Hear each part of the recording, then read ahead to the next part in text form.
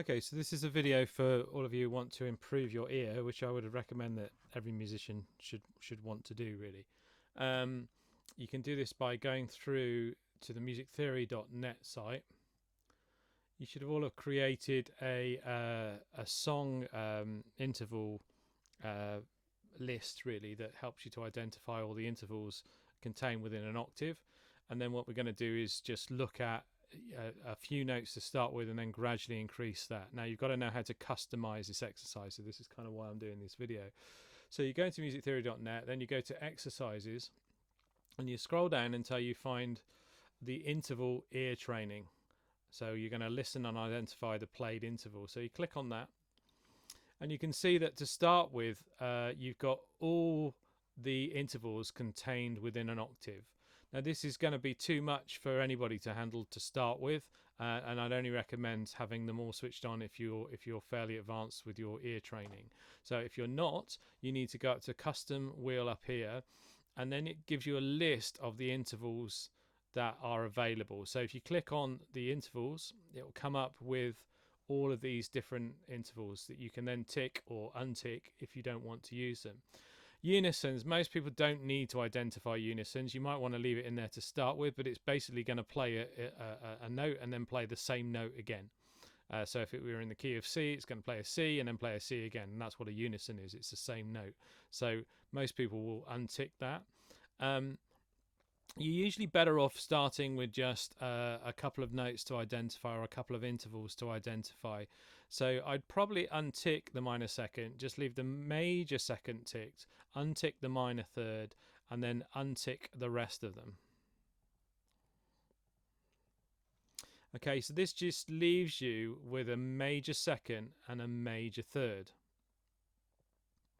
Okay, so when I go back out of this now, okay, and then what it's going to do is it's going to play you that. If you want it to play you it again, you just click on that.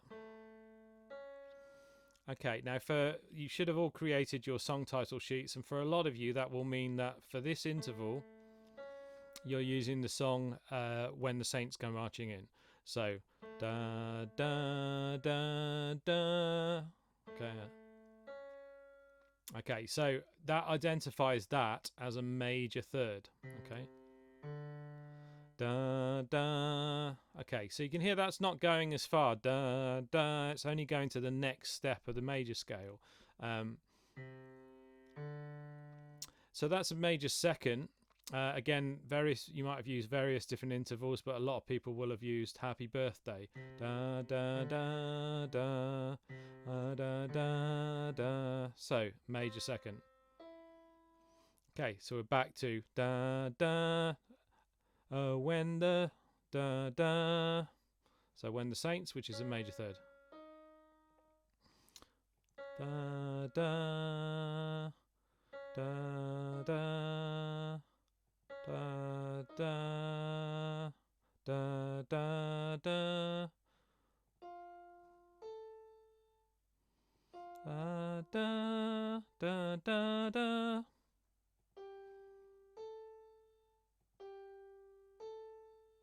Da da da da da.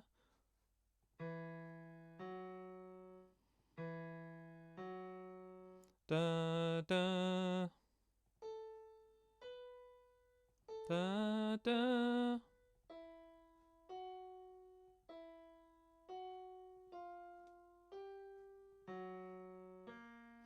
Okay, da da. So we had a lot of major seconds there, and then it went to a major third. Okay, you may like to change some of the other customizing things here. You can have different speeds for which it plays the interval. It's on the slower setting, so you probably want to leave it at that. You can have it going up or and down, or you can have them play together, etc. You can use any key range. So if you want it to just use the same key range, I would change it down to put it to C3.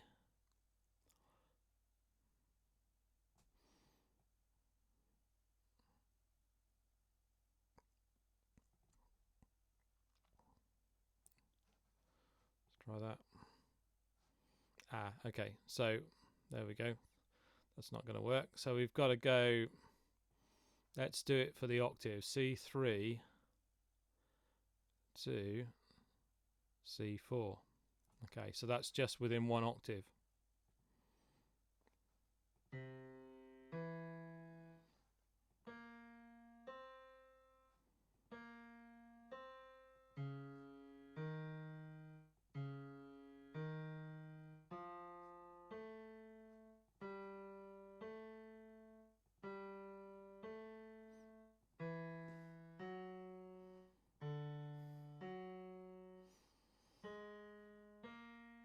Okay, so once you get good at doing that, you might go back in and add your perfect fourth, and then do it with that for a bit.